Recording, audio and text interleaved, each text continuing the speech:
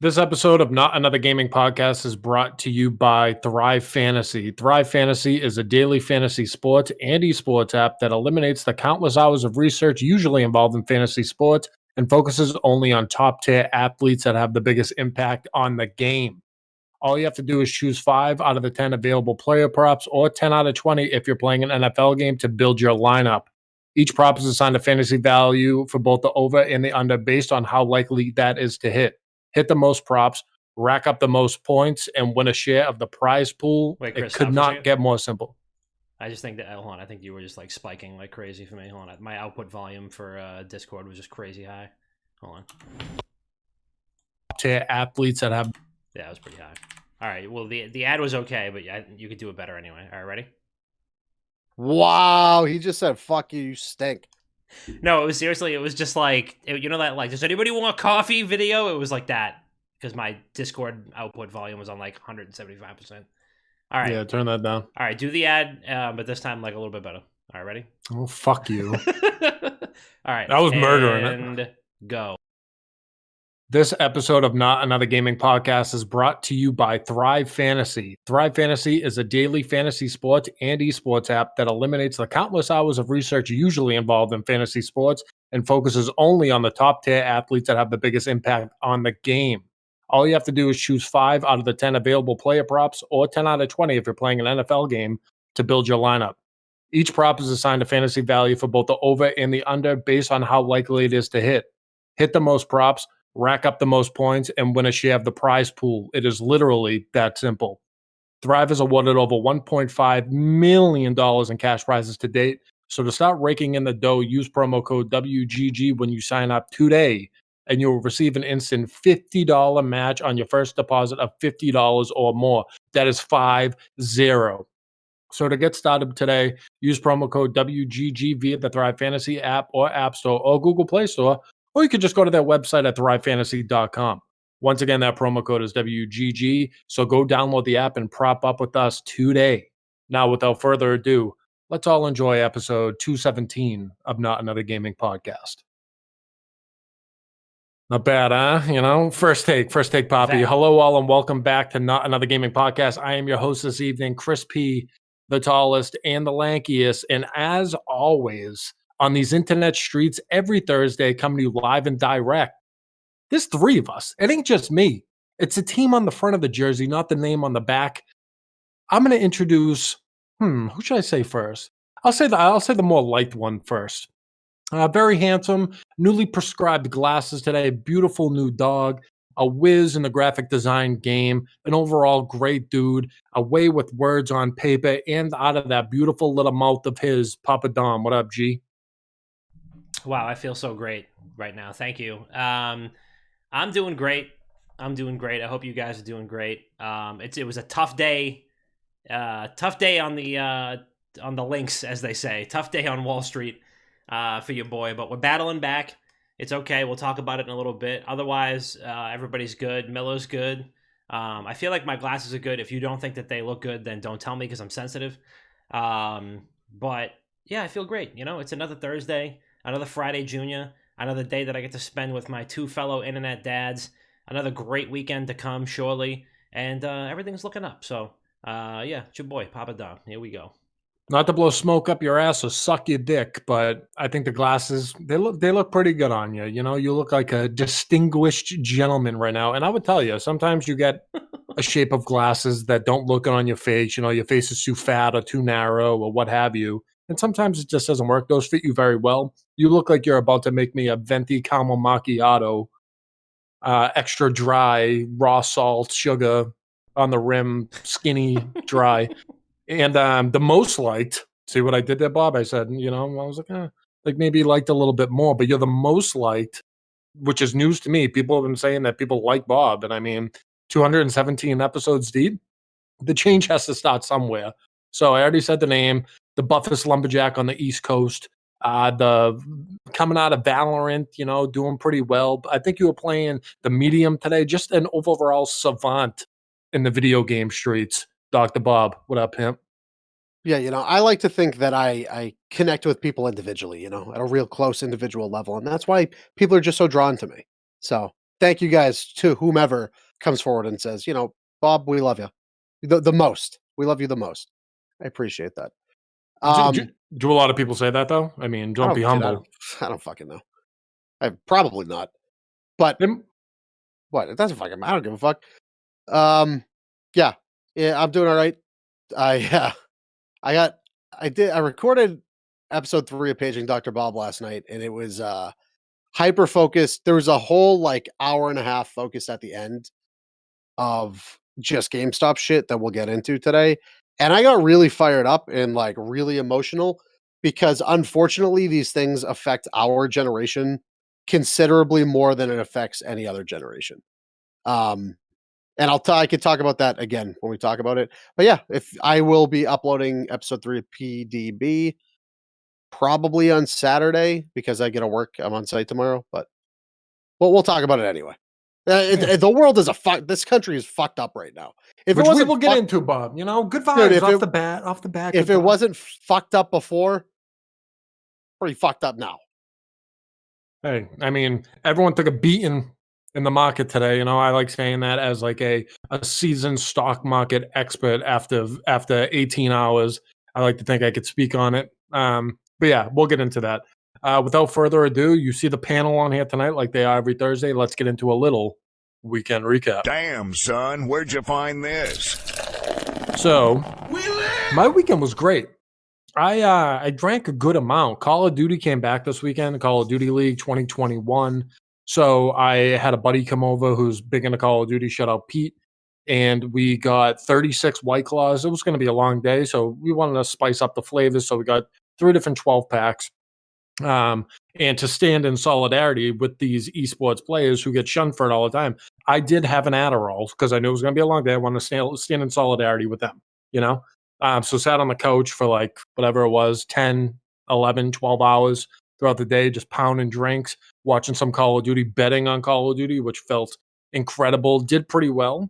I went 5-1, which is good. Opening weekend, you don't really have much to base it off of. So I enjoyed my day on Saturday. Sunday was more of a kind of lick your wounds, lay in bed type day. Watch Call of Duty on my laptop. But that was about it. Nothing too extravagant. Dom, how was your weekend? Chris, thank you for asking. It wasn't bad.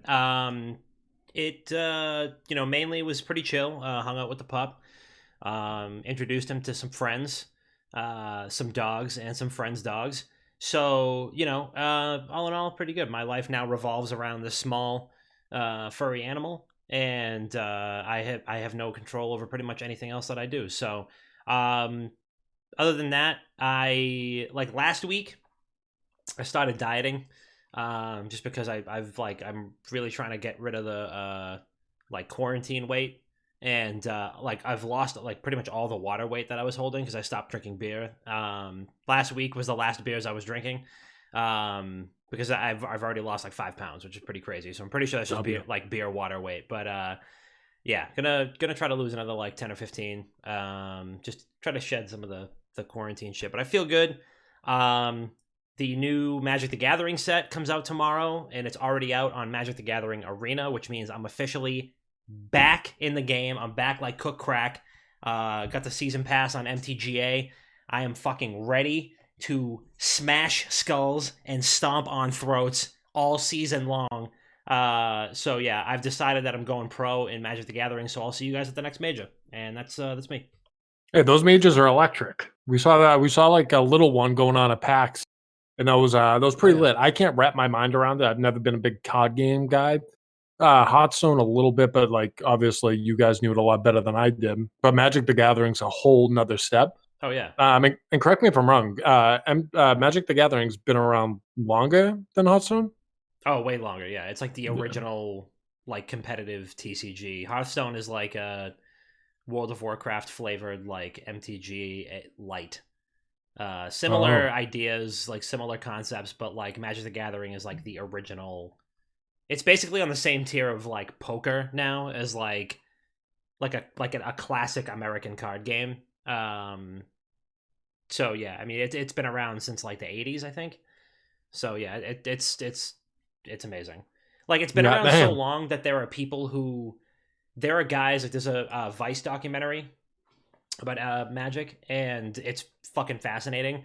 There are guys who are like, in their 40s or 50s or whatever, who only play with their old MTG cards that they had when they were like teenagers or like in their 20s. Like they play like retro with cards that aren't in play anymore. Like they're not in standard. They're not. You can't play with them in a tournament, but they just like bust out these giant crates of cards like every Friday and play Magic, and it's just a fucking beautiful thing. That's how long it's been around. It's insane.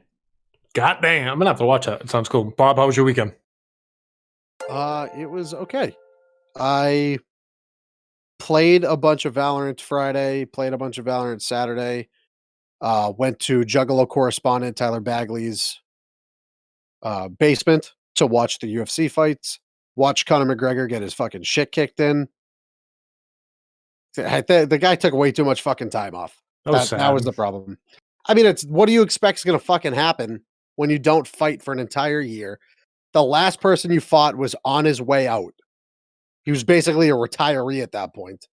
Like you come back and you fought someone who's fought fresh twice in the time that you fought one fucking washed up cowboy. I know. I have such a connection towards Conor for some reason where like I don't even follow UFC like that, but there's just like something about his swag when he walks out and like the music that plays. Tattoo, like I start like throwing like air punches in my living room every time. It's great. Well, I mean, he made it like he made such a connection with viewers that never watched UFC before him. Like I've been watching UFC since fucking high school. Like I've known generations before him, but he doesn't. He was such a unique individual that it like drew so many more eyes to it. Similar like Ronda Rousey. Before them, it was like George St. Pierre and Anderson Silva, but never to the level that Conor McGregor was. Yeah. So I don't know. I think what he needs to do is he needs to take in a couple more fights. He needs to fight a couple more like mid-tier people in his weight class and then go back to fight again. Like a title challenge. But outside of that, yeah, a lot of Valorant. Monday I turned 28 years old. So that is fucking woo. I feel old now. But yeah. Spent the day with the lady. What do we do? I think we just watched fucking anime all day. Genuinely. Wow, you I watch think that's all we anime? did. I mean, I didn't want to. She asked me to. And I was like, Kaylee, it's my fucking birthday. You're really going to make me do this? And she was like, Rob, shut up. Okay. And I was like, you're right. I'm sorry. I'll shut up now. Yeah, we can watch this. Well, happy belated Bert Day. Yes, happy birthday. Wow. Yeah, I'm looking at your gift right now. It's right over here, and I'm gonna give that to you this weekend because I'll be in Wyoming this Saturday. Yep. So I'll swing by. I got both of yours sitting on my couch. Bob, you're looking at your gift right now. Is it like did you like hide it somewhere in your room? My presence is a present. I'm looking around the screen. I'm not seeing It's me. like It's me. eye-catching. There's nothing that's drawing my eyes on your screen. I feel like there's some sexual tension right here. Oh, I am not sexually tensed. That's a lot. You're always sexually tense. All right, fair, but point. I don't necessarily have a counterpoint. But yeah, I didn't do much this weekend. However, this upcoming weekend, I will be streaming more of the Medium. I was streaming that earlier today. Very good game, very unique horror experience. And I'm pretty sure it's free to play on Game Pass. So if you got Game Pass and you're not going to shit your pants and cry like Tom, try it out. Try it out. Try it out. Hey. All right. Well, I'm glad everyone had a good weekend, man. That's all I really care about when we get on here. I mean, we can talk about video games, but I care more about you guys, So hearing your weekends gets me happy. Well, something that isn't so happy, we can get the show started here. And it won't be too long-winded because obviously video game podcast, but we'd be stupid to not talk about it. It's everywhere. The whole GameStop stock fiasco. For the people who aren't aware, for some reason, there was a major surge in the GameStop stock fueled by a subreddit, Wall Street Bets, and the thing just went crazy. In return, it got put on like hold on certain brokerages. Certain brokerages wouldn't allow you to sell it, buy it. But long story short, the stock just went bananas. And Bob, I knew that you talked about this the other day on Paging Dr. Bob. So I'll let you kind of set the table because I'm sure it's pretty fresh in your head. You want to kick it off? Oh yeah, I mean, I've been following this since the whole thing started. Um, I bought in relatively, like in a relative medium state into GameStop early on this week, but the issue is, so what happened was a bunch of shit posters on Reddit, in Reddit forums and a Discord decided, hey, we see this hedge fund making sketchy moves. We caught wind of them. Uh, they're about to cash out and gamble that GameStop dies. So, this is something that hedge funds do. This is something that corporations do. They sit down at fucking $1,000 dinners and fucking restaurants all the time, and they're just like, hey, we're all gonna sell our stocks in GameStop at like, I don't know, $90, $60 at some point. If it doesn't hit that at that point, we lose money, but you're gonna pay us back anyway, so it's not a big deal. So they get away with this shit.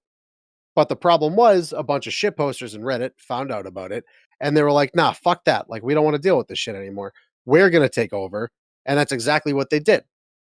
What they did was they saw that the stock was short squeezed, which means like I think it was above 80% of the stocks themselves were already purchased. So what all of those Reddit people did was they went and they bought the rest of them. They squeezed it even more. And because they withheld so much of it for so long, the price just kept fucking going. And because it caught so much steam, the prices skyrocketed. So what would happen was all of the fucking hedge fund people would have to sell at a loss. And at one point they were down like $12 billion this week. But the problem comes from how these corporations, how these apps, how these quote unquote free market trading systems allow us, the free market, us, the investors, into the individual investors of the free market to access these stocks. Because in reality, they were never designed for us. They were designed for hedge funds and corporations to make millions of dollars at the expense of companies. And if those companies thrived or if they failed, that was essentially in their hands and they were gambling on it. Yeah. But us, the common man, wanted to get in on it. And that's exactly what we did. So what happens is you get a bunch of fucking 75-year-old bigwigs that are worth billions of dollars crying on CNBC saying, "Oh, we're being attacked. Now we need to unite. Clearly, the economy's fucked up." First of all, I said this all last night. This is a problem that my generation inherited. Our generation inherited. We were born into this world in which the generations before us fucked the worth of the US dollar. They fucked the economy for us. They decided they never wanted to adjust minimum wage. So the survivable, livable wage right now is nearly unattainable for most people. They tell you the only way you could get a job is if you go to college for X amount of years. Then you need to have X amount of years of experience just to get an entry level job to get paid under $20 an hour. They started this shit that we have to inherit now. And they blame us for fighting back. So and I think it's fucking disgusting. Yeah, so a better way that we can kind of spin this to make it more relevant, which I think is actually really good to talk about. So my understanding on the whole thing is, like you said, they were shorting stocks, and then when people were buying it up, they realized that the only way for them to at least break even or make money was to buy more. And as a result, that obviously drives things up when they have to dump millions and millions of dollars into it to get it back up. So like I said, I think a better way to kind of spin this is it just shows fucking how powerful the internet is. You know what I mean? Like, because this all was just based off of the internet. And I think that everything is so accessible now that everyone can kind of learn everything. And I think people are starting to realize that the old way of doing things that we once knew isn't really the case anymore because the internet has everything. You could join together, you could talk about things, you could brainstorm, all that good stuff. So yeah, I think it's essentially a war of people on the internet versus old school Wall Street. And who do you think walks away winning that? yeah. No, I agree with that. But I'm just saying for like the sake of that community, right? Like everyone that's on the internet is like that produces something is trying to build a community, right? And just to see like how powerful the internet could actually be, I think that's fucking crazy. I think that a lot of things, just like in every market, right, where someone comes along or a group comes along and they disrupt something that we once knew, I think we're seeing that obviously just on a very, very large scale. Dom, what do you think? I mean, for me, again, I mean, there's already been 1,000,001 takes on this. Pete, thank you for the sub, and then JB, thank you for the sub from earlier. There's already been 1,000,001 takes on this, but I've been going off on Twitter all day, and my position on this whole thing is, and as somebody who had quite a lot of money invested into GameStop and AMC, and I'm still holding it, is Hold the line. if you aren't born ahead, it's impossible for you to get ahead. And I try not to let myself believe that because I feel like the three of us were kind of raised similarly, where like you work hard, you like work hard at your craft, go to school if it's relevant to you, get a job, work your ass off, buy a house, like do like all of those things will fall into place. But recently, and by recently I mean like the last 20, 30, 40 years, there have been various systems in place to prevent that from happening. And I'm not an economics major, and I'm not like somebody who claims to know more than they do. All I know is that I've been working my ass off, working a full-time job since I was like basically 12, pulling fucking nails out of boards on a job site with my dad. And this year last year I finally had something to show for it with which is a house.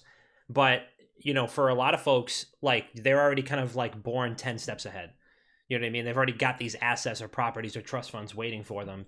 And if anybody tries to get a little bit of a leg up or skip a couple spaces or start taking advantage of some taking advantage of some of the low-hanging fruit that might be in front of them, that all of a sudden these secrets that are coming out to the forefront, or like these methods that are coming out to the forefront that billionaires have been doing since the dawn of the American dollar, all of a sudden that's bad and now we can't do it. So I completely understand where people are coming from when they're upset. People there's probably a bunch of people that put maybe more money than they should have into these stocks. I for one did not invest anything that I wasn't prepared to lose, because I mean, you never know. But it's disheartening in general. And the fact that it's crazy that we actually saw like politicians on both sides of the aisle like calling for heads on spikes today, which was just fucking nuts. And then lost in all of this is fucking GameStop, and they're just like, if I'm on the GameStop board of directors, I'm cutting and running 3 days ago. I'm gonna take my options, get the fuck out of there, and I'm buying an island, and I'm gone. GameStop. I mean, just stuck in the middle of it. But the thing is, like all of the money, even if they fucking inflated all of that to an unavailable, like an impossible value at which GameStop could be represented, that still benefits them as the company and the employees at that company. Yeah. You know what I'm saying? So what the hedge funds were doing was they were gambling that GameStop's going to die. Yeah. That was it. They were gambling. Their money was on GameStop dies. This is where we make our money once they die. Or we're going to sell here. This is when we let them die. That was basically it. So what everybody else said was, why do you get to choose that?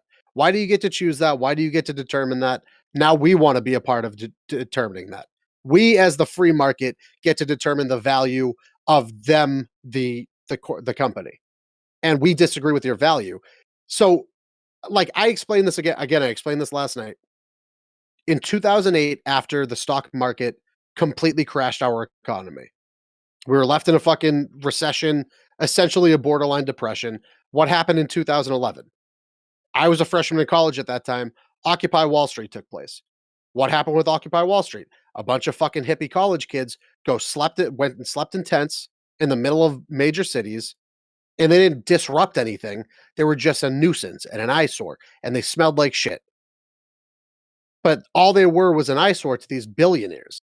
So if a billionaire had to walk to their fucking corporation, all they were doing was walking around a bunch of smelly hippies in Boston. But now, our generation of the internet figured out, if you want to fuck with the generations before us, you need to fuck with their money. And that's exactly what they're doing. The only way you're ever going to get, it doesn't matter how much you're protesting to something. If you're not going to hit them where it hurts in their wallet, they're not going to listen to you, because it doesn't directly affect them. When you affect their money, that's when they start listening, which is why you see the billionaires, managers of hedge funds saying, "Oh, now we need to cooperate. Now we need to get through this together." No, fuck you. You've created a system over the past X amount of decades to repress the actual individual investor in this so-called free market of yours, and you profited off of it. And the moment the common person came to the realization that, hey, fuck it, we can do this shit too, now they want to regulate it. It is blatantly unethical. It is illegal. It's collusion at the highest peak. And I don't like it. All it does is it makes me feel so much like resentment towards the generations before us for what they did to us. And I didn't invest a shit ton of money into this. I didn't expect to fucking retire someday from this. But like, for fuck's sake, man, you can't let one person take $1,000 out of your fucking pocket, even if that one person accumulates into a couple thousand people. You know what I'm saying? Thousands of people on forums taking $1,000 each from you. Now all of a sudden it's a fucking huge problem because it's affecting you. They get bailed out every time this shit happens. Every time these companies lose money, they get a $2.75 billion bailout. Yeah. We as investors don't get that. We don't get a fucking bailout when we lose money. We don't even get a bailout when they lose our money. It's True. sickening. It's so sickening. Yeah, the reason I laughed about the whole GameStop thing is because, like, GameStop's been the butt of a joke for so long now, and, like, I'm not saying that it's, like, a good thing that they're going out of business. Granted, have I made jokes about it? Absolutely. But, like, it's just funny that after all that, like, GameStop was the one everyone's like, "All right, guys, like, let's save GameStop," and just all went in there. All right, so I don't wanna kinda, like, take up majority of the show with stock talk. I wanna talk about some video game stuff, which big news came out this week, and by big news, I mean an out of context clip that just went haywire. So Ninja, he got interviewed by the New York Times, and they was pretty much asked, like, the headline of the thing was, the article rather was, "Teenagers made Ninja a gaming superstar. He has a message for parents," which is just a small portion out of a larger article. Which, go figure, that's the internet. They want the headline and they got it. Dom, did you look much into that? Yeah, I did. And, I find it odd that I'm usually the one that wants to talk about Ninja, because, like, I'm usually I don't really care about internet personalities guy. I, like, pride myself on not knowing which internet personalities are cool or notable. But, I mean, everybody knows Ninja, and we've kind of, like... That's so hip. That's so hip of you. I mean, I don't. I'm, like, really out of touch when it comes to this stuff. But, like, Ninja gave this interview, and again, like you were saying, there are specific quotes that were taken out of context, and I mean everybody and their mother was having a field day, and it's crazy that this only happened a couple days ago, but because of the fucking crazy news cycle, this was just pushed right out, and people stopped talking about it. But don't worry, Tyler, we got your back. I'm going to talk about it. So the quote that Ninja said, which is out of context, was when he was talking about, it was mainly when talking about calling out negative behavior and educating people. He said, "Is it my job to have this conversation with this kid? No, because the first thing that's going on in my head is, this kid is doing this on purpose to troll me. If someone says a racial slur on someone else's stream, it can potentially get that streamer banned. It's awful, but it's the first thing I think of." And then he also says, hold on one second. He says, like, something to the tune of, like, it's not my job to give somebody a, like, civil rights. Yeah, it's not my job to sit down and make a video with all of my audiences and do a lesson on civil rights and how not to be racist. I show how I am a good person through my actions and how I treat people around me every single day. And then also added, it comes down to parenting. You want to know who your kid is. Listen to him when he's playing games when you think he's not. Here's another thing. How does a white kid know he has white privilege if his parents never teach him or don't talk about racism? All of these points are completely fucking valid. But everybody and their mother decides to dogpile onto Ninja because he's the low-hanging fruit. He's the easy target because he's the most notable guy in video games, whether you like it or not. He still is. He's still the most recognizable face in gaming, the most recognizable hair in gaming, and everybody's going to have an opinion on everything that he says. This is why he tries to limit the, the view that he's like the like kind of the little like cone of view that you're able to see him in, because everything's going to come under scrutiny. So effectively what he was saying was, yes, I'm a role model. Absolutely, I know people look up to me. You betcha. I know that somebody has their poster on my wall, my poster on their wall. But at the end of the day, I'm not your kid's teacher. You are. It's your job to educate your kids. It's your job to make them a good person. And I want them to look up to me and see that I'm a good person through my actions. But I'm not the guy who should have to sit here and lecture them on this, that, and the third. Sure, my words have impact. They're going to listen to what I say. But this shouldn't be predominantly coming from me. It should be coming from the parents. And he's absolutely right.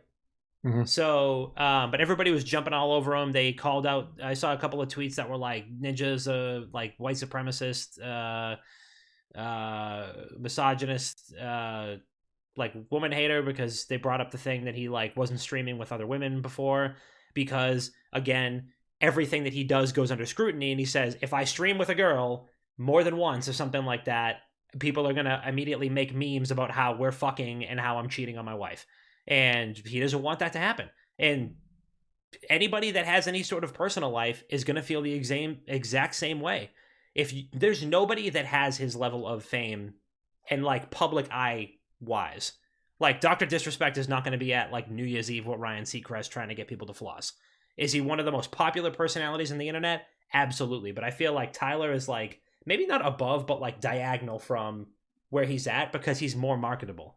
So everything that he does is going to go under a microscope, and he has every right to protect his brand in any way that he sees fit. So again, everybody's going to have everybody's going to have an opinion. Everybody's going to have something to say about everything that he does. And I'm not surprised, but I just think that this particular example that people got all up in arms about was bullshit. And I would like to hear what you guys think about it. Mm-hmm. So Ninja is the low-hanging fruit, let me tell you. If he does something, he gets put on the internet and starts trending, goes viral. Literally everything. People love to hate that guy. Truly, they do. I'm not gonna lead like the fucking Ninja Stan parade. Like I'm not the biggest fan. I don't hate the guy, but like I don't watch him like that. And like sometimes he irks me with little things, but I don't think he's a bad person. But I mean, I 100% agree with him that like the internet is a cesspool, right? And if you're behind a keyboard, right? And everyone knows this. If you're behind a keyboard, especially when you're younger, you think you're invincible, right? Especially if you're stuck behind a username that no one has any idea who it is, which he also brought up in there. He was like, I wish there was something that like I would know exactly who it is, or like Twitch would know exactly who it is and be able to do something about it. But that's not the case.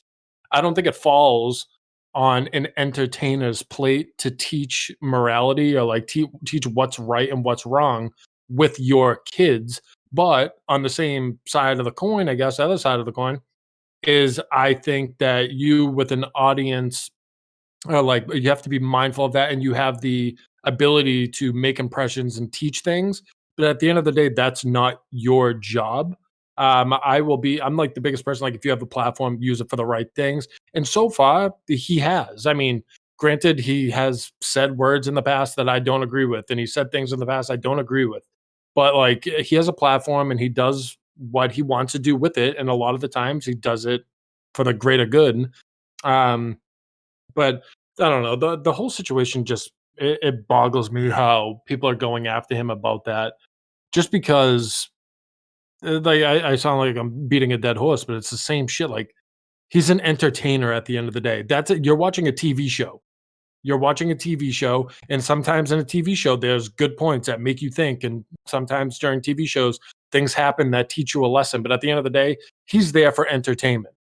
And like to kind of throw this all on him. And I mean, fuck the news outlets who do this too, right? Where like that was one line out of I don't even know how many words are on this thing. I have it in front of me right now. I have to scroll for like 20 seconds to get down to the bottom of it. There's a lot more things you could pick from it. And I don't think the New York Times necessarily did it bad because they wrote teenagers made Ninja a gaming superstar. He has a message for parents, Right. which I don't think is the worst. But and then you have like, I mean, also, this is just the interview. This is just the stuff they posted in their interview. Like, if they had a phone interview with him, there's probably 4 times more dialogue that they didn't post. And they can even take existing quotes out of context, and then those get. But it doesn't even matter. Even without context, it's not bad. Because if you know who Ninja is, if you know who he is, then it still doesn't matter. That still doesn't excuse parents. You're going to have fucking 50, 60-year-old boomers going, oh, well, what do you mean the internet man's not gonna parent my kids? Well, who's going to do it then? Yeah. You. Yeah. You. And he's 100% right, because he's going to go, he said, if you really want to know who your kids are, listen to them game when they think you're not listening. He's 100% right. Yeah.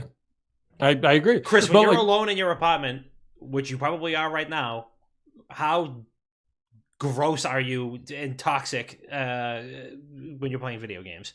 I'm not. That's a lie. I mean, I yell and I say shit, but I'm not talking about like people's families and stuff. Like, no, I know, don't but really... you know what I mean. Like, you're going to be louder. You're going to be more like, you know what I mean? But if you had company, you know, if your sister was in the next room or something, or your roommate was there, it's a different story. But when you think somebody's not listening, especially kids who have colorful language as it is, you know, and Fee just said in the chat, and she's a teacher, she goes, I could talk at length on parents' lack of agency in this subject. I could ask my wife who works in schools, and she could say the exact same thing. She's heard what some of these kids say, some of the shit that they watch, some of the shit that they regurgitate, some of the stuff that they send each other. It's gross. Yeah. Parent your fucking kids. The internet man, the people in the box are not going to parent your kids. Okay? No. And I don't have kids. I have a puppy. I don't need to worry about him swearing on the internet. And if you never know.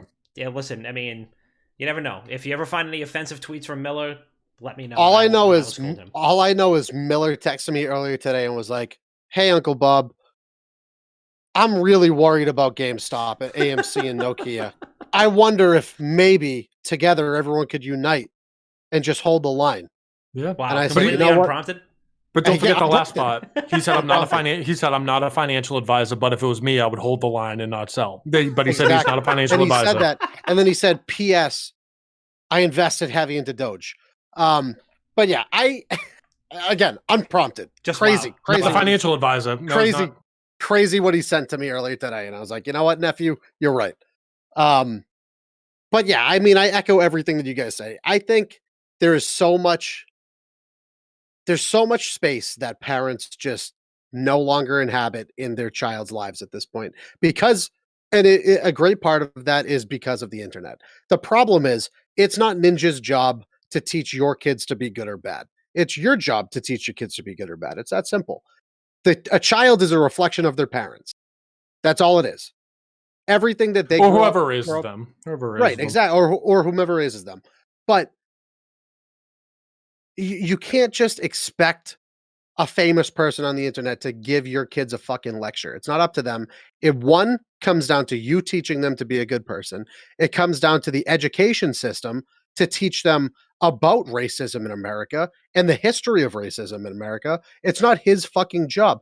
It's not even, I wouldn't even say it's the parents' fucking job at that point, but the parents' core job is to teach the kid to be a good fucking person at their core. It's the education system that should be the one promoting this shit. So if Betsy fucking Davos, the U.S. Secretary of Education, wants to sign a contract to Ninja to do a bi-weekly talk show teaching them, and then he's getting paid to do it, then yes, it's technically a part of his job. But until he's getting fucking paid to do this, it's not his fucking job. Go somewhere else. Go bitch at somebody else, these fucking disgusting media outlets. The thing is, Ninja's so huge of a figure now that he has literally become in the echelon of PewDiePie. And that guy's done a bunch of shitty things in the past too. And we've talked about it ad nauseum at this point. But again, I don't think he's an inherently bad person. I don't think Ninja is an inherently bad person. I think they both regularly promote positivity to their audiences. And that's what you want in somebody on that stature in a platform. You want them to be promoting general positivity and not negativity because they're not fostering. He's going out of his way to not foster negativity in his community. That is more than enough. Because if you look at people now who are shit posting in Discord servers, all they do is they fuel off of each other's negative emotions. He's trying his best not to do that. So it comes down to the parents fucking teaching the kids, comes down to the education teaching the kids, and it also comes down to, if you want it to be his job, have the fucking Secretary of Education reach out to him, okay? Yeah. Then bitch to him. Then if he's getting a salary to teach your kid, then you have the right to bitch to him. Otherwise, shut the fuck up and take the tablet out of your kid's hands. Teach him something for once. Yeah. So, like, what I meant by like so GameSpot was the ones that really blew things up with their article. The headline was Ninja says parents should parent their kids, citing it's not his job to teach kids about racism and white privilege. Obviously, the internet took that and ran with it.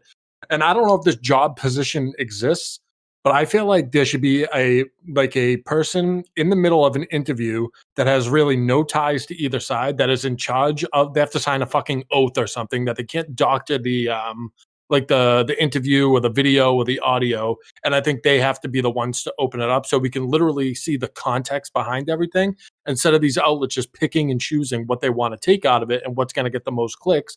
Because this is the reason it started trending. And there was a funny response to it. Oh, I hope I can still find it.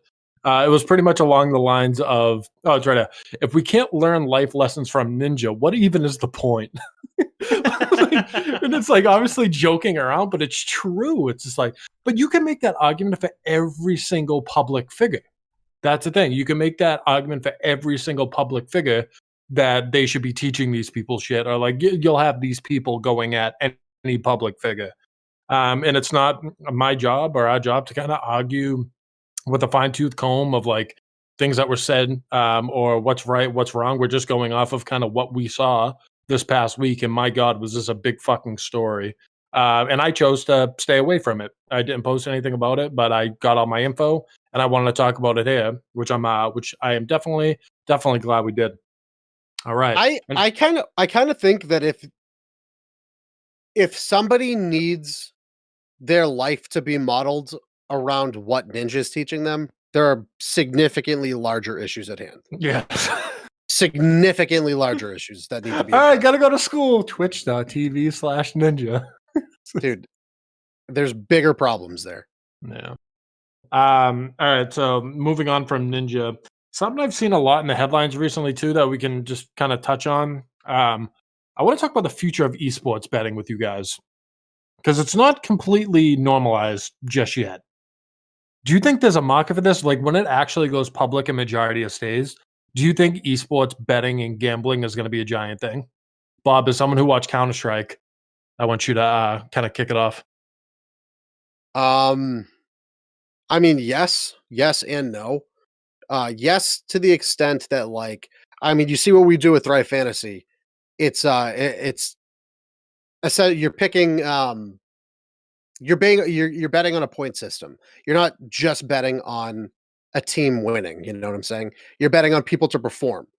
The issue with straight up betting, like over-unders, win-losses in like tournament play and like league play and stuff like that, in online competitive esports, there's a lot of issues that come into play.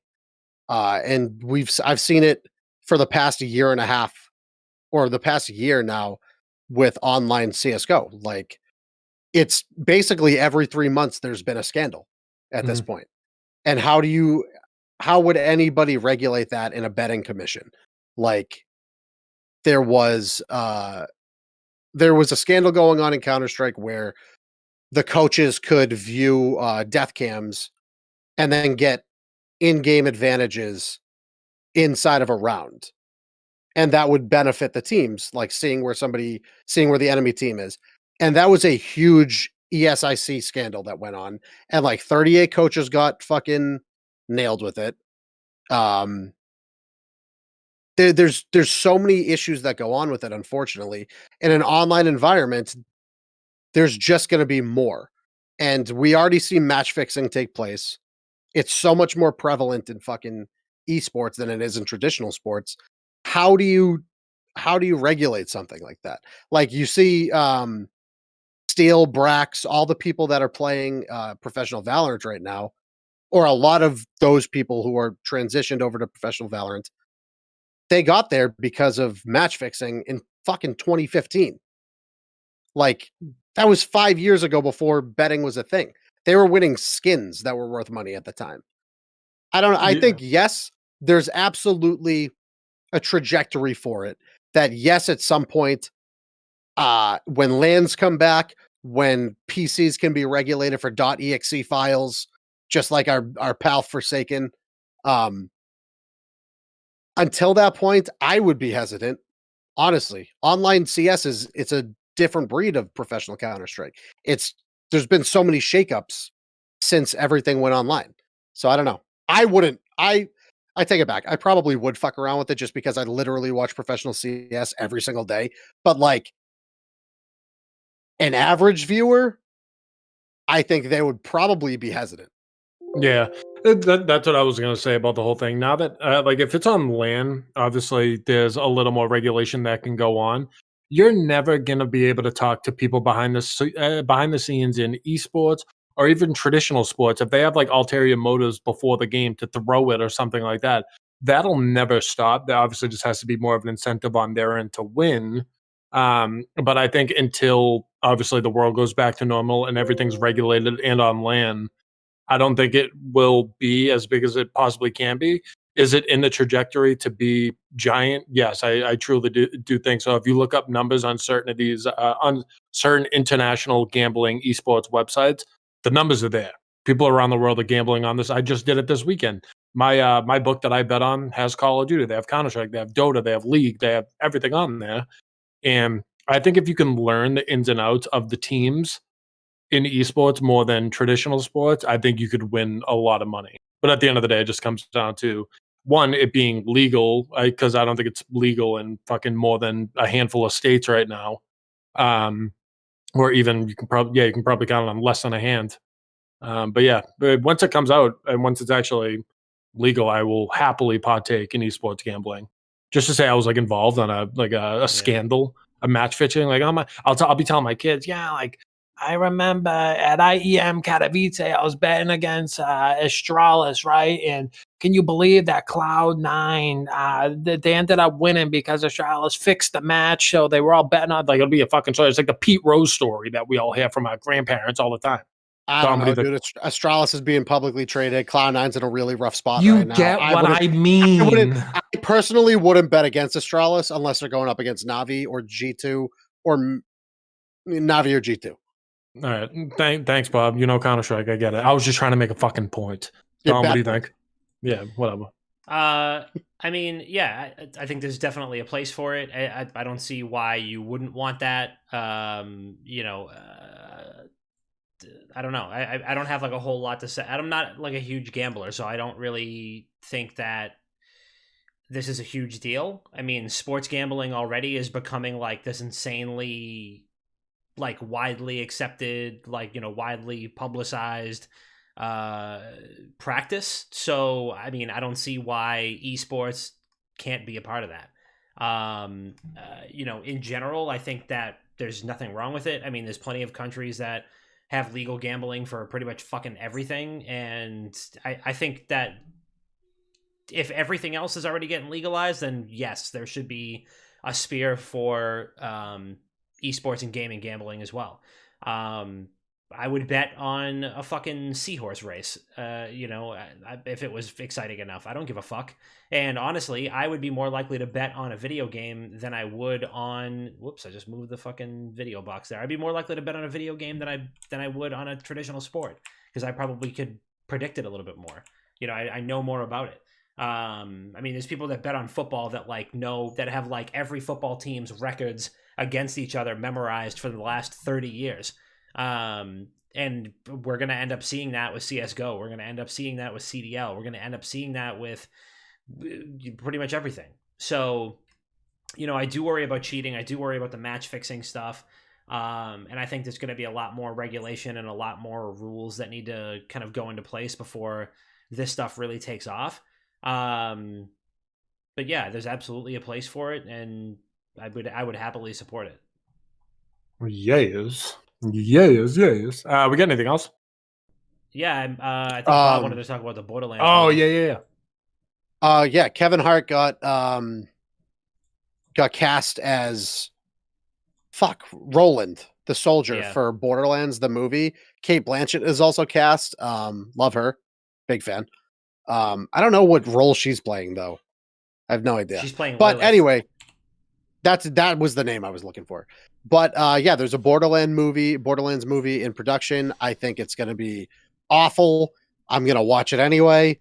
But it's not the only live action video game movie, and I don't know. My question to you guys is, when we start getting all of these huge mainless celebrities on video game movies, is it we've talked about it a million times, but is it ever going to come back around? I get we peaked at Bob Hoskins in Super Mario Brothers, and it's only been a fucking downhill since then. But is it ever going to get back to Bob Hoskins? I think you need like up and coming actors and actresses to play these people. Like, you're not going to have like Kratos get played by Will Ferrell. You know what I mean? Like, it just ruins everything for you. Granted, he doesn't look like him, but it would be even the same way if you had like Vin Diesel play Kratos or something. You can't take a chance because you know that he was also like in The Pacifier. Vin Diesel was in The Pacifier. Yeah. Wasn't bad either. I thought it wasn't that bad of a movie. Wasn't bad. I don't know, but I'm like hesitant towards that. Just like we talk about, where you're always hesitant towards a video game franchise having a movie because you don't want that movie to leave a bad taste in people's mouths about the game.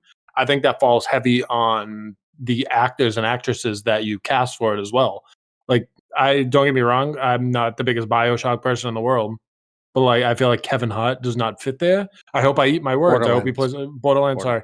Borderlands. I hope he plays a hell of a role, but I mean, just I don't know. It's tough. I feel like Dom. What do you think? You're a movie guy, no? I mean, yeah. No, I'm a movie guy. I mean, I don't like the Kevin Hart casting because I don't think he is anything like that character. Roland is like in the games. Roland is like a strong silent type. He's also pushing 6 feet, and Kevin Hart is 5'4". I said the same thing the other night when I was doing it, talking about it on Paging Dr. Bob, did the same fucking thing. Yeah, so like I don't really understand that. I think Kate Blanchett is fucking awesome. She was unreal in Thor Ragnarok, and I would love to see her as Lilith, the Siren in the Borderlands movie. She also is a little bit older. She's a little. Like, I mean, especially older than Kevin Hart. Then again, I mean, Lilith doesn't really. I don't think they ever really talk about like how old she is in the Borderlands games. I haven't played Borderlands 3, so I don't really know. But I think it's a really fucking weird choice. It's really weird. I get the want, and I get the need to like want like a triple A, like I mean, Kevin Hart is like quadruple A star. But I don't understand him in this role. I'd be fine with him in the movie, but he's nothing like the character. And I could have sworn that we were just fucking getting close enough to not casting people who are nothing like the character. Like, you could have. I mean, I would rather them give like a much lower like notoriety actor a shot than to do this. I don't know. I mean, I'm sure it'll be great. I'm sure it'll be funny. I'm sure it'll be worth watching, but I just why I think in general his humor matches the humor of the series, but not the humor of the character. Like, I agree with you. Roland was not a outstandingly personality-based character in that game. He was the only character I ever used. I only ever used the soldier characters in the Borderlands games. But I think his humor matches the overall humor of the franchise. So maybe they want to put more of a personality to the character in the movies. What I said last night when I was recording, what I want them to do is I want them to cast these characters. I want them to put them in a unique setting that is similar in representation to Pandora, but I want it to be a completely unique story. So all of these characters could have different personalities to play out. You know, don't follow Borderlands canon to make this movie.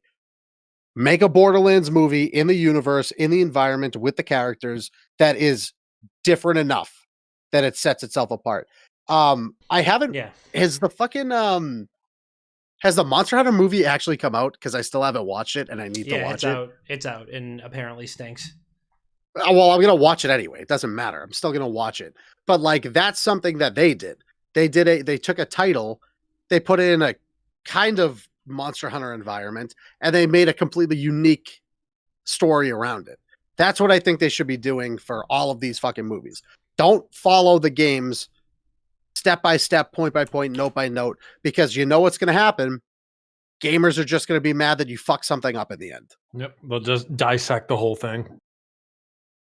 Yeah, well, that's that. Do we have voicemails? Boy, oh boy, do we ever. And yeah, for the record, I totally agree with Bob. I would be totally fine. Borderlands for me is not really like one of those games where it's like, you can't touch this lore. Like, I'm sure that there's probably like Borderlands fucking lore fanatics out there that are like diehard to protect the identity of these characters. But aside from like some little like one-liners here and there, like I couldn't tell you a single thing that any character in Borderlands has ever said. So I guess I really don't care. As long as it's funny and like action-packed, then like it's a good action comedy. I hope they squeeze in Jack Black in there somewhere. That's all. That's all. Oh, Jack Black as Claptrap. Tagline. Tagline. Sells The rhymes itself. too. Sells itself. Jack Black, Claptrap. Try to say that 5 times fast. I just broke my Back to back. Back to back. Nice. All right. We got voicemails, folks. 617-701-7678, the WGG Internet Dad Sauce line. We're here for you every single week. I just broke my mic stand. And, you know, we want to hear what you have to say. We want to hear what you have to say. So give us a call and leave us a voicemail, and we'll react live on the show. Thank you so much, Tomahawk Jack, for the gifted sub. We appreciate you. First Legend. caller, what do you got? What is up, WGG fam and founding fathers? It's your boy JB Genesis calling in with another weekly voicemail. Hope everyone has had a wonderful month so far. We got the Super Bowl coming up, and I just remembered back to when me and my buddies used to get together and we would play Madden, either hold our own Madden tournaments during the Super Bowl, or we would run simulation games with the AI on the hardest difficulty and compare it to the actual game. I was just wondering if you guys did anything fun like that. Much love as always, guys. Thanks for the pod. Thanks for the community. Peace. That's a very good question. I used to do that all the time. When I had like Madden on GameCube, I would try to sim out the games and see what would happen. I haven't done that in a very long time, though. Yeah, I used to do the same thing. I mean, like my buddy Pete was always that guy with any big sports game, like game matchup, whatever, like real life sports, not the video game. He would always run a simulation, like play as a team, like put it on all Madden or something like that, and just let them play one another, and then report back with the score. Majority of the time, it was the Patriots, but we used to do the same shit. As for what we like do for the Super Bowl, usually just order a shit ton of food, booze. It's usually a great day, regardless. It's gonna be weird not having the Patriots in it, but I'm sure. Yeah, Tom Brady. So it's pretty much the same thing. But yeah, I'll be okay. Bob, do anything cool for them? I mean, we would occasionally like bet against each other in NHL tournaments going up towards the Stanley Cup, but that was like kind of it. When nobody ever really like sat down and was like, Super Bowl's coming up. Let's check this out, because 9 times out of 10 when we're going in as Patriots fans, we already anticipated winning, so Yeah. we didn't really have to worry about it. But yeah, not too much. Outside of that, for like just regular like Super Bowl traditions, I haven't really had many, but more recently, like our buddy Danny has an apartment that we go to for the past couple of years. So we just go there, eat a bunch of food, get trashed, and feel like shit for the next 3 days. Yes. Always. It's the way to Yeah. go. It's the way to go. Oh, yeah. I mean, gotta toss them back. It's a Super Bowl. Absolutely. Absolutely. All right. One more voicemail. Here it is. Hey, Wicked Good Gaming Boys, what's up? It's the mouth of South Island, aka Londoplex. Couldn't help but hear the other night when Dom expressed his love for Cobra Kai. Right there in the boat with you, my friend. Which brings me to my question. I want to know if y'all had to choose a sensei in the video game world, who would you choose? And what style of karate would they teach you? And what would be the name of the dojo? Y'all take care. Take Wow. it easy. Can't wait to see y'all in the real world again. Peace. Wow. Great question. question. Great question from the mouth of the South, Bryland. I want to get ahead now. I'm going to sit this question out because I will make myself look like an idiot because I don't know. But if it comes back around, I think it's something I will happily say it. But that was a great question. I am stumped. Tom, Bob, Bob, after me you, and you my will friend. have fun with this question. Sorry, Bryland, that Chris is a fucking... I don't play games, bro. I don't play games. He's not. He's asking who would. Never mind. He said a sensei from a game? No, he said who. Like if you could pick like a sensei, somebody like a video game character to be your sensei. Like if you could pick a video game character to teach you how to fight. I got who one. Would it be? Just, what would you name your karate dojo? And what was the other thing? What would you name the like style of karate? Is that what he said? I think it's just the dojo. Yeah, the karate I don't dojo know. name. And who would be? Can I say mine first then? Just so you guys don't take it. I only have one. Yeah, sure. I'm gonna go with Mr. Miyagi. I'm gonna pick Mr. Miyagi on that. The name of the dojo is gonna be Sensei. It's lit. He's a sensei, no? Mr. Miyagi's not a sensei. What are you talking about? Yes, he is.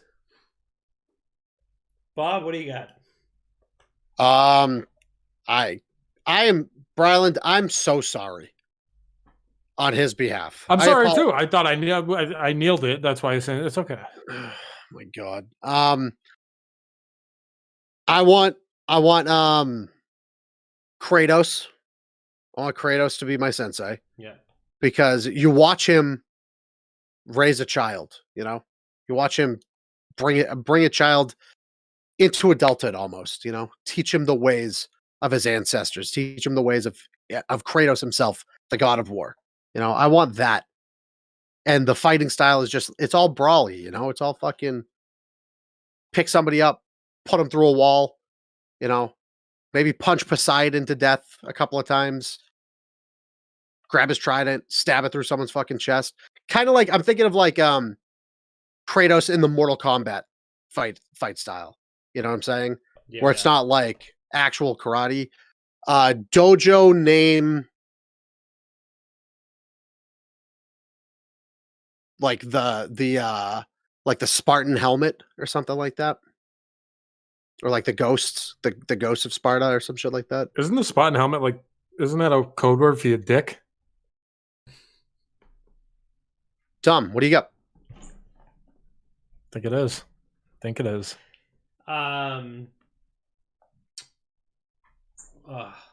Chris is just on a fucking roll tonight. Can I know what I did wrong first of all? No, you can't. I am going to say that my sensei would be part of me wants to say Johnny Cage from the Mortal Kombat franchise.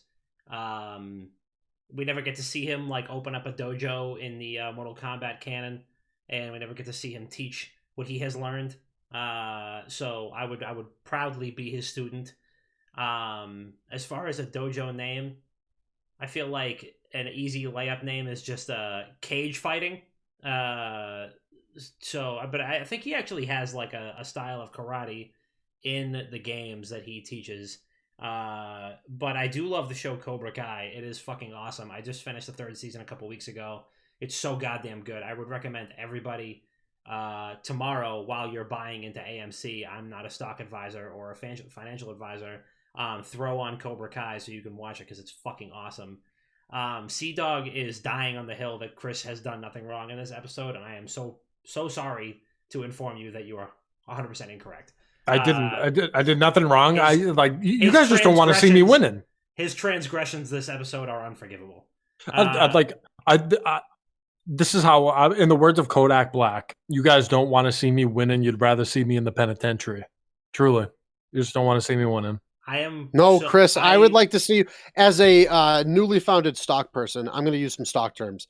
I would like to watch you. I would like to see you diversify your games portfolio a little bit here, and pick it up a little bit, bitch. No, I will. After AMC goes to the moon, I'm not a financial advisor, but once it goes to the moon with people that continue to buy into it tomorrow, just kind of get up that. But I'm not an advisor. I'll diversify my video game portfolio as well. But I have to focus on one thing at a time. But as of now, it's AMC, but not an advisor. Well, that was fun. That it? Yeah. All right. More voicemails. Leave some more voicemails. Yeah, leave some more voicemails. All right, well, it is now time to land the train. I will let the Brawlic one kick this one off. But I'm going to get a shout out, King. You got anything good? Yeah, how's the YouTubes, huh? How's the YouTubes? There's a bunch of stuff on YouTube. I'm ignoring all of the fucking Rust people. God, you guys are the fucking worst. They can suck it too. They could suck it really fucking hard. You know what they can do? You know what I'm going to do for the Rust people that just shit post in our fucking YouTube comments? Here's what I'm going to do. I'm going to tuck my dick between my legs. I'm going to lean forward. And I'm going to let them suck it from the back. Nice. That's what they can do. Okay? Nice. New sub, Mick23 Briar Apex. New sub, Donnie. Hey, Donnie. More shitheads on the fucking YouTube comments. Val the First, thanks my guy on Dom's WoW short. New subscriber Bruno S. Thank you so much for putting this on your channel. Me and my son will be forever thankful. I don't know what that's in regards to. I believe it's one of Chris's shorts. Wait, what did he say? Thank you so much for putting this on your channel. Me and my son will forever be thankful for that. I don't know what it is. You're welcome. Legit, I have no fucking clue what it is. Actually, no, that might have been Dom's. This is World of Warcraft thing. No, it wasn't the World of Warcraft one because there's like Who's to say? Warzone. It was the Warzone Duos world record set by 14-year-old. That's what it was. Oh, maybe it was the kid's dad. I don't know. Maybe. Check. Look into it. New sub, Giancarlo P. New sub, Nornor. I hope that's their real name. Gangster replied, underrated comment. Twinkie commented, hello, WGG family. I have a question for you all. Have any of you considered playing Smite at any point in time? The esports have grown tremendously, and the Smite World Cup just recently ended. Shout out to Team PK. Would Smite be a topic on the podcast in the future? I played a fair amount of Smite. However, I don't have the time to invest to play ranked. And if I'm playing a game competitively, I want to play ranked. So maybe if I ever find time to put back into it, I'll think about it. New sub Fabian, new sub D-Man, and new sub Joel G. So that's all I got for YouTube. If you want me to shout you out at the end of the show, comment on a video of ours on youtube.com/Wicked Gaming. Subscribe to us. Otherwise, I have a big fat Wicked Good Gaming suck it to all of the Wall Street hedge funds, corporate billionaires out there that are crying because they're losing a couple $1,000s to the common fucking person. Fuck you. You rigged the system. You fucking ruined the economy for all of us. Suck my dick from the back, suck it sideways, suck it upside down. I'll tuck it over my shoulder. I'll wrap it around my neck. You could suck it there too if you want. Just suck it in general. You piece of fucking shit. Go fuck yourselves, every one of you. GME, AMC, NOK, Doge to the moon. Wait, hold on. My dad. No, wait. Richie, what's up? He said, buy Doge. I don't know what that means, but buy Doge. Damn, is he a financial Cryptocurrency? advisor? Was he a financial advisor? What? He said he's not a financial advisor, but okay. but Doge. Buy Doge. I can't even say it. I said Doge. Dom, what do you got for us on this Land the Train segment?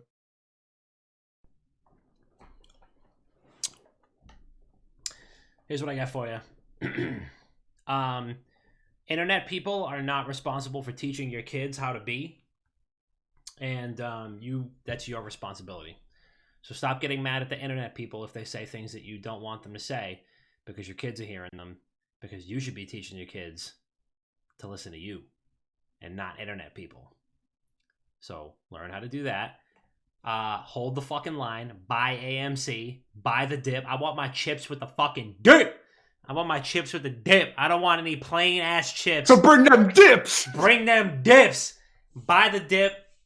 Bring the dips. I want my chips with the motherfucking dip. So I'm not a financial advisor, but buy the dip. Nora said, so then I shouldn't act like y'all. No, that does do as I say, not as I do. That's what that's what like my mom used to say when she would like smoke cigarettes indoors. Just like do as I say, not as I do. And like swear in public settings and flip out on people in Market Basket. Love that. But yeah, do as I say. So yeah. No, I got something else. Shout out to Miller. I miss him. He's upstairs right now, but you know I miss him a lot. And well, you should make the announcement. I just saw the notification on Twitter that we signed our first blogger. Is that true? Like yeah, we did actually just sign our first blogger. It's my dog Miller. He has a Twitter account. I'm not sure. He hasn't really disclosed to me what he's going to be on there, but like I don't know. Who knows? If I get any like hot, I mean, if he gets any like hot gaming industry scoops, maybe he'll post them there. I don't know. But all I know is he's been telling me he really wants to. He really is pushing for a Nintendogs 2 release, so, you know, we'll see. But Miller is on Twitter, so Nora made a false claim and said that he slid into her DMs, which was not true because he didn't have a Twitter account yet. Wow, he just created it. You can't slander him like that. Sign your first WGG thirst trap. Yeah, it's my dog. He's 10 weeks old. So... yeah, Miller is going to live blog the Puppy Bowl. That is going to be his first assignment. So yeah, Miller has it. Yeah, he's gonna. I don't know what's gonna happen on there. I'm not quite sure. Every time I leave the room, I come back and he's like putting like my phone under his bed. So I don't know. He's on there, but he do be tweeting. So he do be tweeting though. Love that. Yeah. And as for me, I don't have anything. If you would like a shout out, please leave us a 5-star review on iTunes. Really helps us within the rankings. But other than that, if you're looking for the podcast, for some reason you're listening to it, but you don't know where to find it, it is on Spotify, iTunes, Stitcher, TuneIn Radio, Radio.com, iHeartRadio, Ghana, literally every major podcast platform you can think of, and some small ones. Whatever your preferred platform is, it's probably there. And if not, let us know and we will get it on there. If you want to keep up with us on social, it is at Wicked Good Gaming on everything besides Twitter. It is at Wicked Good Games. Go to wickedgoodgaming.com for the old-fashioned written content. Go to youtube.com/wickedgoodgaming for that new school video content. But that's all we got for episode 217 of Not Another Gaming Podcast. I'm Chris P. That's Dr. Bob. That's Uncle Dom. Or Papa Dom. I don't know what you go by nowadays. We love you guys so much. And until next week, have a wonderful weekend, and we will see you then.